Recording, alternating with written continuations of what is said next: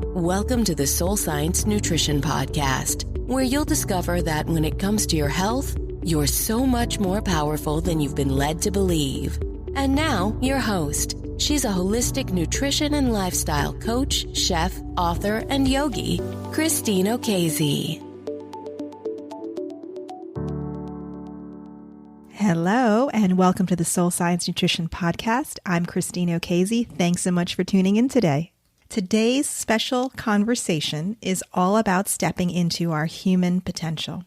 How true health and well-being always begins with us making a conscious choice to act differently, to move past our old stories and emotional tendencies and work with them as a source of energy to create something different and positive for ourselves. More and more, we are all coming to see that the key to thriving in this increasingly uncertain world, no matter who you are or what you desire, is going to be the ability to navigate our difficult thoughts and emotions. Because, as I like to say, if we don't manage our emotional energy, it will certainly manage us. So today's conversation with our special guest is going to explore this ability to identify and accept the feelings that are stressing us out, and instead of having them derail our health, learn how to put strategies in place that use them to our advantage. Because after all, the only certainty is uncertainty, and the challenges in life are unavoidable. So the key is, how can we use them to learn, grow, and evolve into our true selves? So today's special guest is Elisa Haggarty, a gifted functional nutrition and lifestyle expert, trained natural food chef who I've known for quite some time. She's truly helped thousands of people transform their health in sustainable ways. Her core focus and expertise these days goes way beyond the food on our plates. For the last few years, Elisa has been helping people develop emotional agility, the skill to be able to understand and manage emotions as they arise. Elisa is a gifted teacher, inspirational speaker, and courageous coach. I can't wait for you to listen in on this insightful conversation where you'll learn the power that comes from befriending your emotions. Hey, Elisa, welcome to the podcast. So great to have you here today. Yay, thank you so much for having me. It's so great to be with you again. Yeah, we go way back to our chefing days. Good memories. Yeah, so I'm just so excited to have you on the show because I just love the journey you've been on, guiding and supporting people with what's so needed for true health and healing to occur. Because right now we're living in unprecedented times, right? Yeah, and for sure. Working with our inner world is really kind of where the action's at. So yeah, I'd love if you could just start out by telling us a little bit about yourself and your journey and kind of how you came to do the work that you do now when it comes to really helping people, create their best health. Of course. Yes, we are in unprecedented times for sure. Never have we been through this before, and I don't think we'll ever be through something just like this again. And so to that end, yeah, I have kind of a really broad range of background in education. I majored in education in undergrad, so I knew I wanted to be a teacher from a very young age. I knew I wanted to teach English literature because stories and people made sense to me. Everything else in academia didn't really make much sense to me. I was an athlete, and then I understood people and the stories. So I went on to be a high school English teacher for 4 years, which was really great for me to begin my life in that realm. And then, I kind of went through my own health struggles in my early 20s in a car accident and had a really bad concussion, basically a TBI. And I sort of entered a pretty dark phase of anxiety and depression in my early 20s. And I realized that I didn't want to live a life highly medicated and unsupported. So I went on to understand the gut-brain connection and understand like how I was eating and how I was sleeping, how that affected my mental health. And sadly at the time, when I was 22, 23, no one was talking to me about these things. No one mentioned anything about how I was eating like 10 cookies a day and still eating, kids cereal as a grown-up and how that was not good for my thyroid or my brain. No one really mentioned that. They just kept giving me medication, So I felt really disempowered by the clinical world, and I felt like there was a lack of trust. And so I stayed on medications for about a year, and I just kind of started to phase out the candy, and I added in blueberries and black beans and vegetables, and I got to know what the heck kale was. And I I really did it from a place of just survival and total curiosity. Like there wasn't much out there at the time that I was privy to in terms of knowledge, but I just had a hunch that I should change the way I eat. And I started to feel better. And then I went to the Institute for Integrative Nutrition, and I studied there online for a year while I was living and working in Hong Kong. And that kind of began the journey, honestly. One thing led to another. I just followed the breadcrumbs, and I just started teaching classes at the high school I was at, how to make kale, how to make smoothies. And I would carry my 30-pound blender on the train from Hong Kong to my high school. And I would set up shop in my classroom after school and teach all my staff and all my students how to eat vegetables and how to eat food. And it was just from a place of like, I feel good. I know that you can feel better too. And so that began my journey. For 9 years, I ended up leaving teaching, and I was a holistic chef and a, functional nutritionist. And so I went on to keep studying with people like Andre Nakayama and went to the Natural Gourmet Institute. I met you. I met a bunch of amazing humans. And for about 9 or 10 years, I was in that world of food is the main mechanism for healing. And it changed my life. It opened up doors I never would have thought before. And I'm really happy I went through that journey. I would say, obviously I'm in a different place now. I don't focus so much on food. I focus a lot more on consciousness and energy management and emotional agility, which is something I know we'll talk about today. So. Oh, yes. Yeah. That's awesome. I love it. Yeah, no, it's a very similar path when you start to realize, you're always in service to helping people become better versions of themselves, essentially, and giving them tools along the way to really kind of step into their own agency and thrive. And then we start to realize, when we get into the nitty gritty, that tool bag or that skill set needs to be much deeper. It needs to be much broader, right? If it comes to kind of being, where we need to be in terms of our optimal health. So what have you learned from your work beyond food and beyond nutrition when it comes to helping people? Wow. What have I learned? Well, I learned that food is still important, but it's not about what you eat. It's about how you eat. It's also about who you eat with. I've learned that sleep is still my number one driver of health, of mental health, of physical health. When I get good sleep, I feel exceptional the next day. When I don't, I can feel it. I've learned that community is like it's the pulse of what keeps us going. And I think there's lots of studies like in the Blue Zones and others that show us the community is like the foundation for us wanting to get up and to move every day. I've learned that, if we don't address the underlying emotional sort of dysfunction, we will continue to repeat the same harmful habits, whether it be binge eating, self-harm, self-denigration, toxic relationships. We're just going to continue that pattern unless we really understand how to work with emotions from an emotional literacy perspective, which means what are they?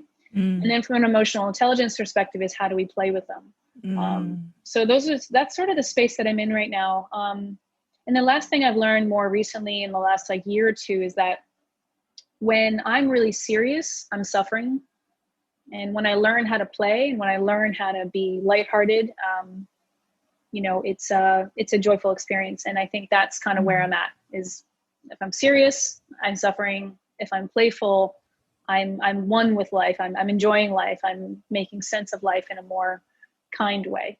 I do certain techniques where I'll do silly things like allow me to get outside of my own ego, right? So I'll hold my tongue for 30 seconds and I'll complain about my issue. And I'll be like, this person didn't call me back. And, and I'll start to say it in a really weird way. And yeah, I love that. That's really key for us to be able to have these skills to get out of our own way, to get out of our head, right?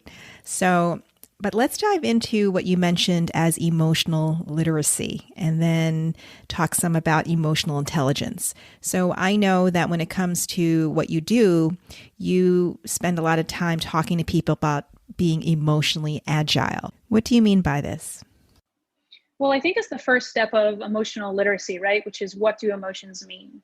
And I think a lot of people walk around the world thinking, I think especially in this space of healing and health, we all have empathy, we all have emotional intelligence, and we kind of parade ourselves around the world feeling really solid in that department. And I think it took me about 10 plus years to realize that I really didn't have any idea what emotions really meant.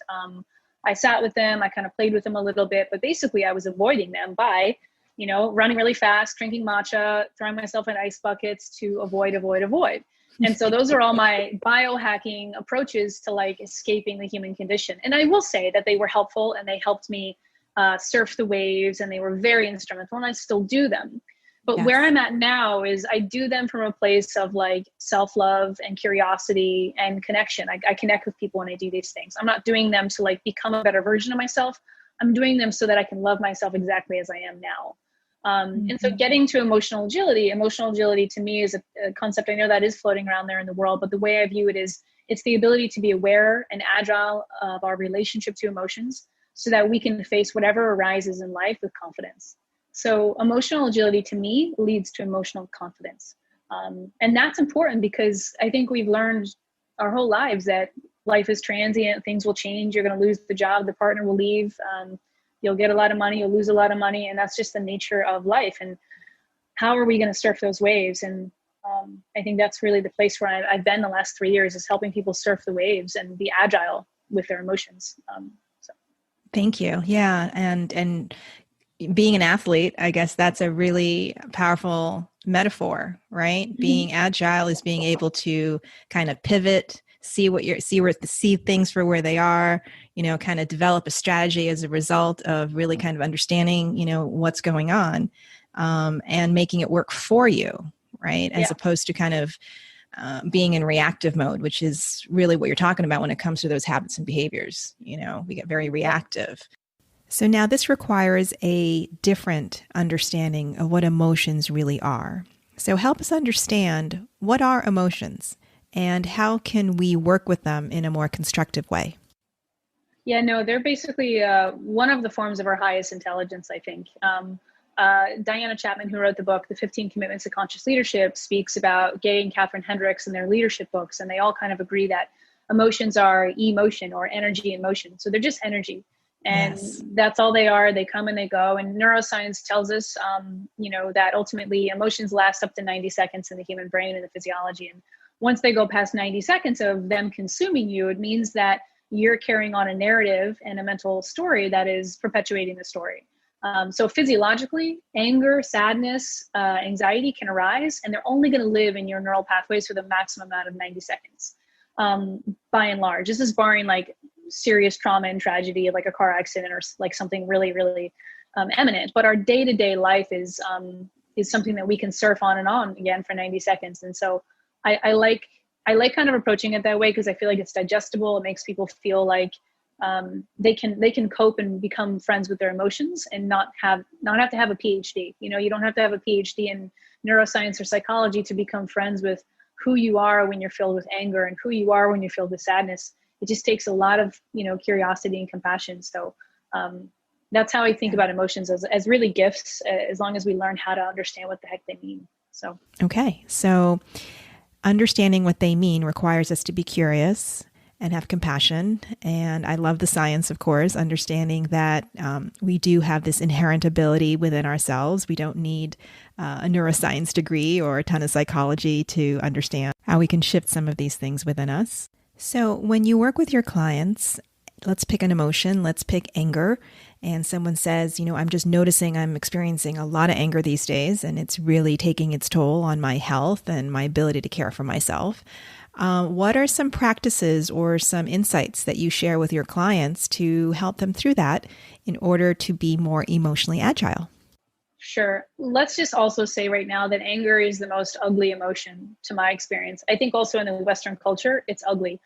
People don't want to embrace it. People don't want to become it. We all have this like posturing world that we are this person and we're spiritual, we're nice and we're kind. But look, I'll just say the last 5 months, I've experienced a lot of anger. And it's because my boundaries have been broken down. Their safety has been broken down. And when we have that happen, we become angry. So to me, anger is a beautiful form of intelligence. It's a really, really rough one though, because we have been conditioned our entire lives to not feel it, to not show it, to calm down, to be nice. Oh, come on, be kind. And so we never get to express like, God, this person hurt me and that I need to talk about that. Right. And so I spent my whole life being good. Like youngest of 7 kids. There was a lot of things going on in my house growing up as a kid, and I couldn't contribute to that chaos of like teenage, angst. I had to be a young kid growing up, and I had to be good and kind, and I had to be sweet because that was my way of fitting in staying with the tribe. And that was my way of coping. So I never got to express a lot of anger. And so long story short, I think that the way that a lot of people in clinical psychology define anger is that something is not aligned with you anymore. Boundaries have been broken and it's no longer of service. And so ultimately anger is that your boundaries have been broken and, something needs to be, boundaries have to be set again. So that's the way I think of anger. And the way that I would tell people to process it is to establish boundaries. And also the most important thing is to recognize that underlying anger is grief. And that anger is nothing more than grief. It's the loss of a friendship. It's the loss of our social conditions right now with COVID. It's the loss of maybe physical safety. Someone abused you, like then you have anger. Well, you're grieving this, like you had this body and this mind, and maybe you had a bad experience, right, with abuse. And so grief is really at the foundation of most emotions, but most definitely anger. So. Yeah. I mean, and the other thing about anger that I can relate to is it's a shameful emotion. It's like, you're not supposed to feel angry, It's like, I know I shouldn't be angry, but right. Yep. And that's just another way that it kind of gets stuck in there and takes over, right. And festers. It does. And I also think that, a lot of people talk about this. There's a bunch of authors out there who I love, but Dr. Joanne Rosenberg, she wrote 90 Seconds to a Life You Love, and a bunch of other clinical psychologists have said that ultimately, if we don't allow ourselves a space where we can express anger, express sadness, express fear, they become not momentary experiences, but they become states, and then they become identities. And that's when you have people say, I'm an angry person. Look, I'm just a depressed person. Look, she's a sad person. And we start describing people with adjectives before we even recognize their humanity. We start just categorizing them as that. And that happens from a very young age, to your point of anger is shameful, stay the heck away from it, be nice, be kind. And so we never get a safe space to express. So a lot of the work I do with people is understanding their emotional landscape, giving them a safe space to express, to shift their emotions and their energy, so that they don't feel so captivated by these emotions. They can surf the waves, they can be agile. And it takes a lot of work. It takes people being very proactive and, asking for help. But the people who do it, they feel the benefits. So it's really cool. When it comes to behavior change, right, which is a space that you and I work in, in terms of habits and behaviors and trying to get underneath, what's causing those habits and behaviors, you have to work with the emotions and the emotional triggers and the emotional drivers there, right? So can you share an example that being an emotionally agile person can actually shift an unwanted behavior or a habit? Like, what would be the process for a person to kind of investigate what's really going on? Well, it has to you have to have awareness. If you're physiologically consumed by, let's say, anger or sadness, let's say anger, because we're on that topic, it's going to consume your actions. So you won't even be able to feel the anger. You're just going to unconsciously react and hit someone or send the angry text message. You don't even have an awareness of your body. You don't even know where the emotion lives. So really the first thing is check in with your body. So a lot of the somatic experiences, right? Like Qigong and Tai Chi and even meditation and yoga, like they're asking us to get out of here, our heads, and they're asking us to come into our body. And when we do that, it's like our whole worlds open up. Skeletons come out of the closet too, but at least we begin to see, like, this is what it is. So I think that the first thing is literally just awareness of what's going on in the body. So when I work with people, I'm like, what are the core emotions you feel? And then we identify them, and we spend about a few weeks literally on a chart, like tracking them, almost like a food diary. Like, look, I got angry when this email came in, and I knew I was angry because I could feel my hands gripping, and I could feel my jaw clenching, and I could feel my mind racing, and I could feel aggressive comments coming up in my head. And we have to do that work to see our physiological and psychological reactions before we can even ask them to shift behavior. So that's really the first part, is just awareness. Yeah, the awareness of the physiological and the psychological, the experience, the actual experience of it is such a oftentimes lost path to getting underneath what's driving unwanted behaviors. While we're working with emotions, a lot of people think, well, it's all up here, right? I got to figure stuff out and I got to sort of analyze it. But the truth of the matter is, as you said, emotions are really, energetic. Everything is energy.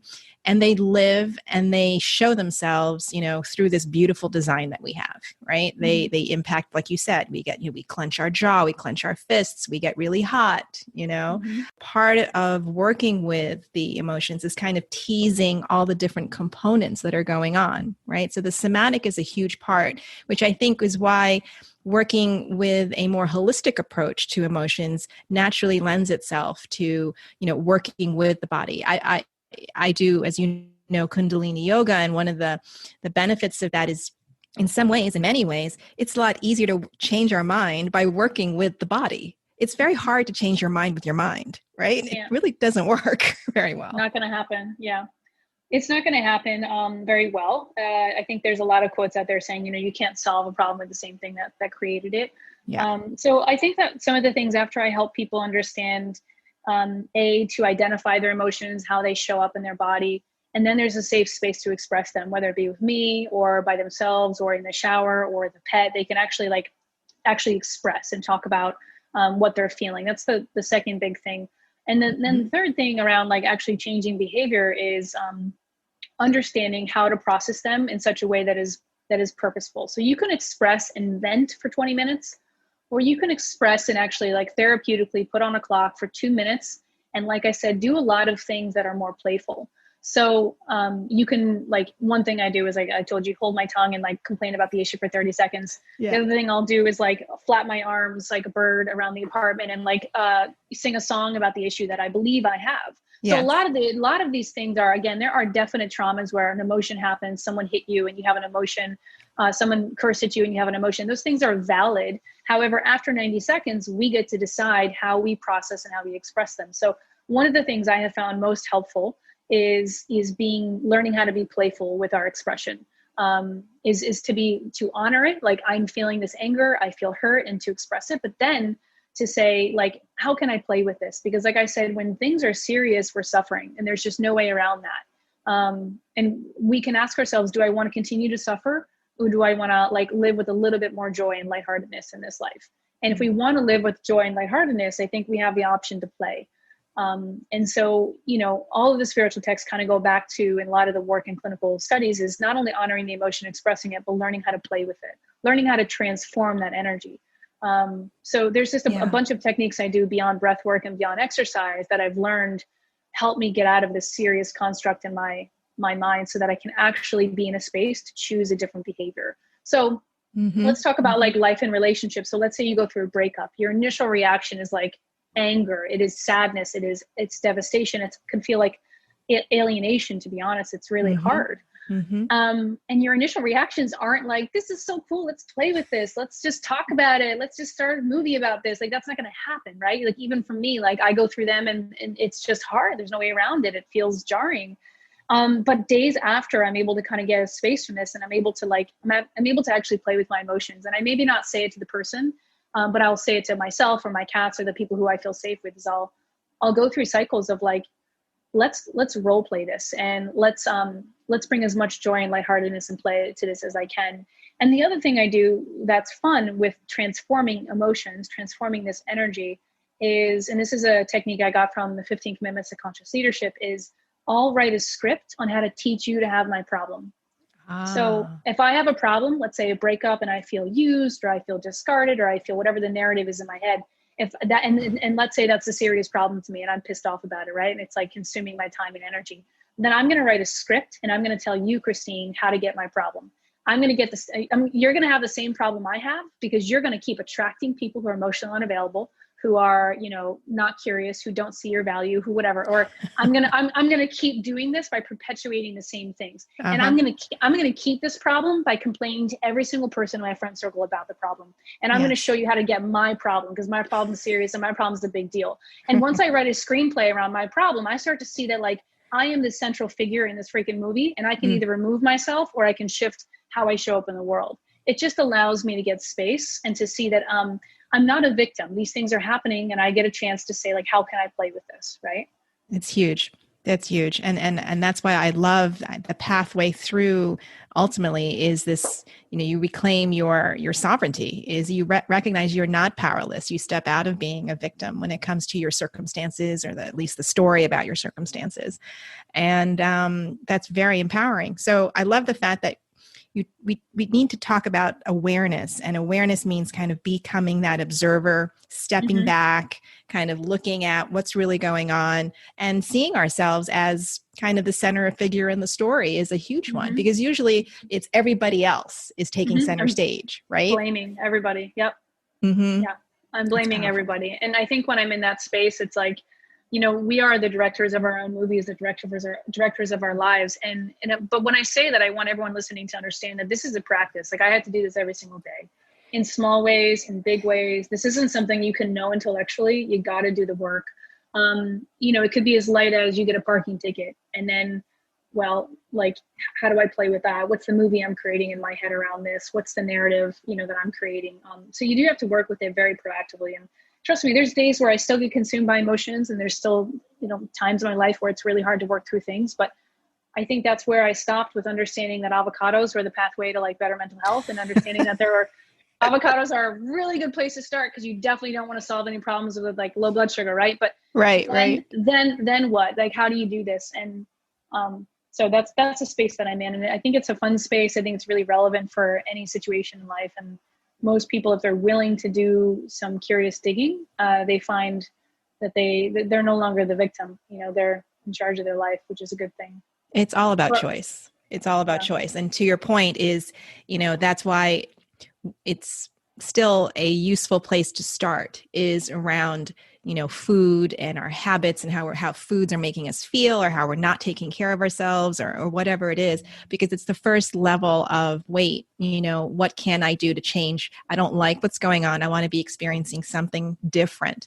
And it's that trigger or that turning point where you're saying, well, wait, what can I do about this? So it's always about choice. It's all about kind of maturing in some respects, right? Yeah.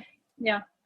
It is about choice. I think, I think also too, that a lot of people like you and I are in this field, right? It's our life. It'll probably always be our life in some shape or another.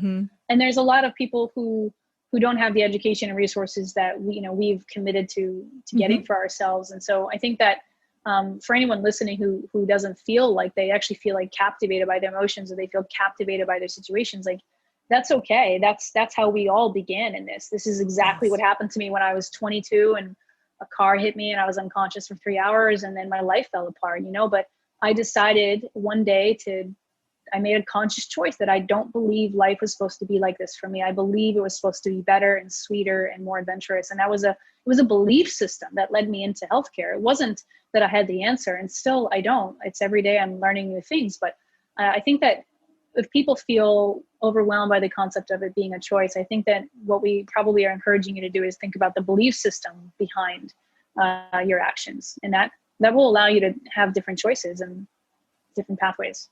Yeah. Yeah.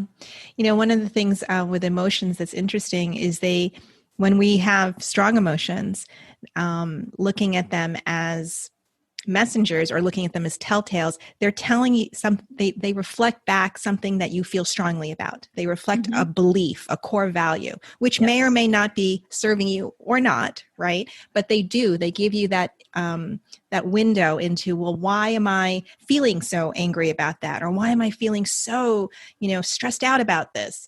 Because at some point there's going back to, something's been violated, something's been triggered. Your belief in the way things should be about XYZ has been confronted, and it doesn't feel good, right? So there are many things about it, I think, that shift our belief systems. Emotions actually are a pathway into looking at, what is it that I believe? What is it that I think about or have an attitude about? And do I want to continue to have that attitude or perspective? Right. So that's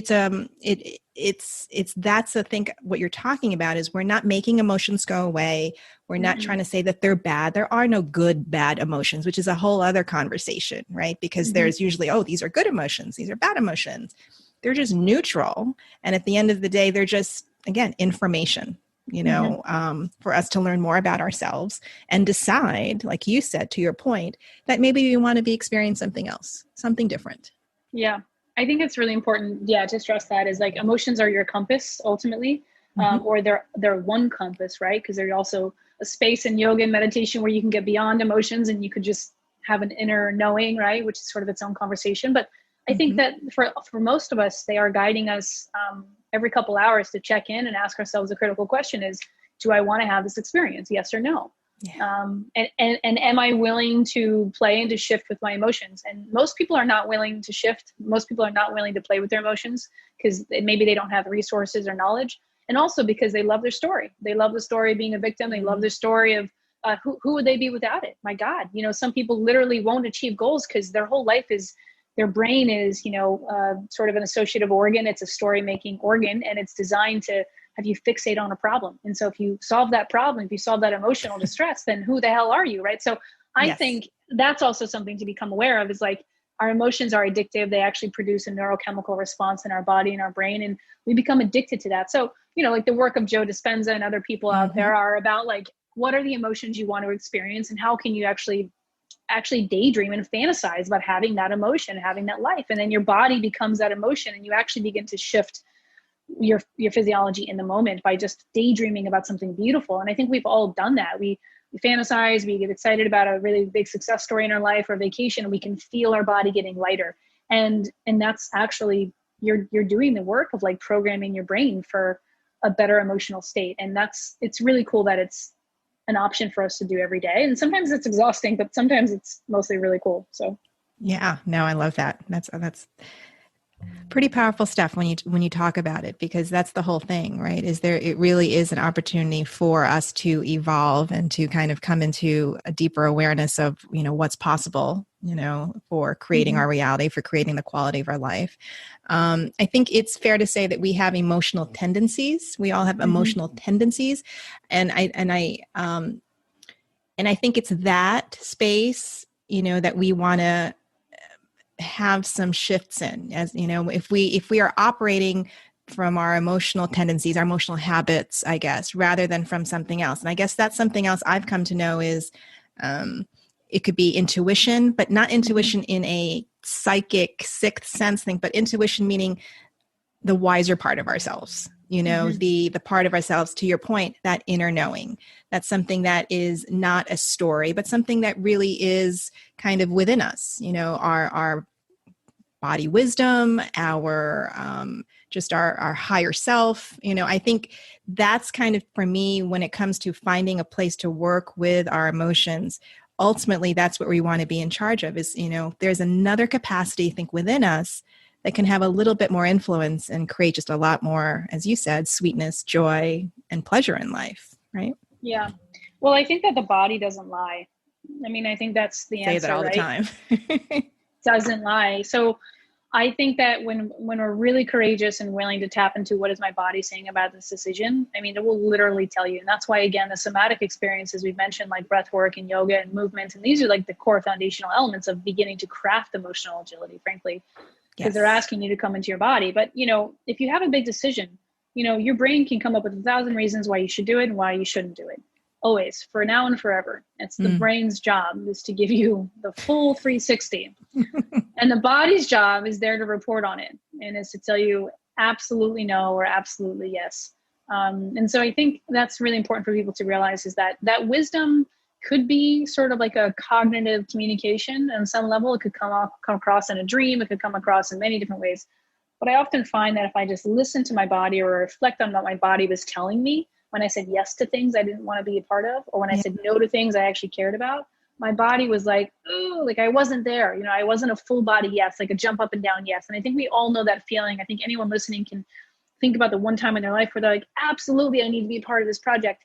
And, however it turned out, their initial reaction was spot on. And I think that's a good thing for everyone to pay attention to is what their body's telling them. So. So, Elisa, if you could have a billboard with anything on it, what would it be and why? That's a fun question. Yeah. I would say, life happens for you. Yeah. Yeah. So as much as we can kick and scream about it, and we can do that, life will just be a lot easier if we believe that. So, when I got hit by that car when I was 22, part of me was like, I'm a victim. I'm going to sue this guy. I'm going to blah, blah, blah. And then part of me was like, there's no way that in this moment on the earth that I was hit by a car in such a way that I was, that like, this was random or unintentional. And so that I made meaning from that event by believing that life happens for me and this is for my benefit. And so no matter what happens, no matter how heartbreaking it is, and trust me, there's quite a lot of heartbreak these days, absolute heartbreak. I have to believe that life is happening for me and for my growth and for my development. And that's what gets me through a lot of tough times. I have a dad who's slowly losing his battle to neurological decline, and it's not fair. It doesn't feel great. It feels awful. It feels like there's a lot of suffering. But I have to believe that the meaning I will make from that is that this is here for me and for other people to develop and grow in a way we couldn't have done before. And that's kind of how I choose to view it. So. Yeah. And to your point, that kind of blows the lid off, kind of this goal to be happy or, good vibes only or, positivity. These are all kind of words that I think are hopefully falling more and more by the wayside as we understand and explore, the importance of working through all emotions and avoiding emotional suppression of any kind. Yeah, for sure. I mean, I think I used to be a positive Pam. I'm in positive Pam recovery is what I feel like I'm in. And I think that's what happens with age and changing careers and losing family members and life and divorce and all those things. So, I think emotions have beauty and they have intelligence. And as long as we have the right support and safe space to express them, we can really make a beautiful life for ourselves, which I think at the end of the day, happiness to me is a very low vibrational concept. I don't really know what it means. I don't really know how juicy it is. I think joy could be very interesting. Joy seems a lot more complex, and it's not dependent upon external things. It's this sense of like vibrancy and aliveness, and connectedness. But I don't know that happiness really carries a lot of weight in my world anymore. So when people ask me if I'm happy, they don't probably like my response because I'm like, I'm sorry, what? Like, I'm curious. Like, I'm kind of devastated, but I'm curious and I'm hopeful. Like, is that a good answer? And they're kind of like, what? But, it's the truth. I don't know. Yeah. So. Yeah. Because there's the other side, right? The other extreme is, especially in the personal growth space, is this bypassing that can happen. Right. Yeah. And that I think is just equally as damaging as, ignoring and making ourselves wrong for our so-called negative emotions. But, all things are okay. I'm just fine. I'll just, literally I'll meditate my way through it, and there's a limit to working with them. But again, that's just another form of us of not really meeting ourselves where we need to meet ourselves. And I think there's one thing that's important to discuss is in Tony Robbins. So Tony Robbins does a lot of like life hacking, biohacking and stuff. And I'm not necessarily his biggest fan, although what he does that I like is he does a lot of crazy stuff like ice baths in the morning. He does all this stuff to prime his body so that he can blank, blank, blank. Right. And so someone might consider that like a form of biohacking and bypass because he's just building himself up to be superhuman. And he's like, but I think what he's doing is he's resourcing, he's priming his body to be capable to choose the best option for him. Yeah. And what Tara Brach, who's on the other end of the spectrum, she's a spiritual teacher and meditation guide, she calls these things resourcing. So every day when I wake up, I still do things that I advocate for. I still eat protein, fat, fiber. I still stay as far away from sugar as I can because I know what happens when I have it. I still try to move my body every day. I still try to like get out in nature every day. And I still, sometimes I'll do things like sit in an ice bath for 5 minutes, right? And it's how I do them is what matters.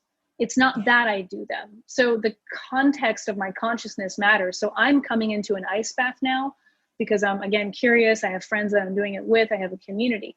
But when I first got into ice baths, I will be super transparent and tell you I got into them because I was depressed. And I was scared as hell because I was like, I'm not going on medication and I don't know what to do with this anymore. So I'm going to sit in some ice and see if I can endure that. And so, it was curious for sure. But ultimately, it was my way of like, how can I build myself up to be as strong as possible and escape this hard feeling. And I just think it's important that people listening understand is you can have all the self-help tips, you can do all the things, and that is what we both support, but it's how you do them. Are you escaping or are you curious? Are you trying to like learn and grow? Are you connecting with people? Are you helping someone else who doesn't know how to eat yet? Like how are you doing it? I think that's the most important thing, is our context always reigns supreme, not the content of our lives. Absolutely. Absolutely. Amen to that for sure. Why we're doing it, right? I agree. So there's a couple points there that I think is important to recognize is I call it getting your biology on your side, right? So when you first step in with someone and they're really struggling, in their daily routine, in their daily self-care, emotionally, physically, their body's not doing well. It is the most sort of tangible and useful, I think, place to start. Like you said, well, what's sleep like? Are you drinking enough water? Oh, you're not eating all day until, 5:00 in the afternoon, And so getting our biology on our side, working with things, again, from the inside out still, blood sugar balance, all of that, hydration, looking at ways that we can start to feel more empowered in our lives, gives us a softer or more stable landing to do this work. Because to your point, this is work, right? Mm-hmm. This is work to kind of say, all right, now I'm going to take a moment and go inside and figure out, what's underneath all these patterns, what's causing me to be so reactive in my life, or what's causing me to, say I want one thing and then keep doing something else, right? So it is work. But to your point, and I think it is important, is it's all connected. Right. So the food that we eat, the way we move our bodies, the self-care tips and everything are in fact, integrated with our physical and emotional and mental health. It's why we have an integrated perspective. Everything feeds on itself. Right. Yeah, I agree for sure. I think that the way to sort of approach this in a way that is sustainable is to ask yourself, do I want to have this living experience, or do I want to have a different one? And why is that? And am I willing to shift? Am I willing to play? Am I willing to be goofy and silly? Or am I willing to be serious and committed to being right? If I'm committed to being right, then I'm in for the long haul of suffering, and you're just never going to win that battle. But yeah. That's awesome. So these days, again, kind of crazy days, what makes you feel inspired? What keeps you kind of living your best self? I'm not sure I'm always living my best self, but I am living as best I can in the days, given the conditions. But I would say that I think what keeps me most inspired is people. I'm very much driven by people and human connection. I'm driven by being able to show up well for people. That allows me, part of the reason I get up and I lift weights and I do the things I do is so that I can go up a flight of stairs and help someone when they're sick, and so I can be there for other people. So I think that that's still my source of inspiration.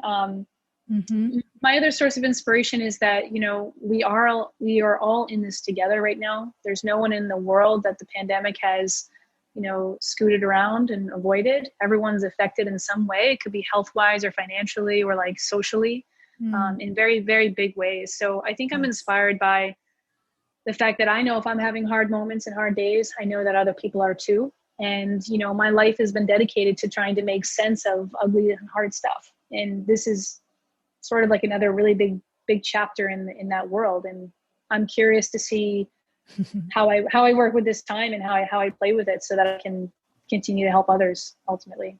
Oh, thank you. Thank you so much, Elisa. And, where can people, find you online, learn more about you? Well, I don't have a website anymore. I kind of got away from that world, but people can find me via email. It's my name @gmail.com, and also on Instagram and Facebook. So on Instagram, it's just Elisa Mary Haggarty.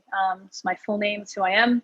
And I do work with people privately, and I do quite a bit of speaking and education for women's groups and for, health summits and everything. So wonderful. Excited to keep doing this work. And thank you again for having me. It's been so fun. Oh, such a gift to have you on. Thank you so much, Elisa. Take care. All right. Thank you. Okay. And for those listening, please make sure to check out the show notes for today's episodes on my website at www.energeticnourishment.com. I'll be sharing the resources that Elisa mentioned on her show today. Thanks again for listening. Take care.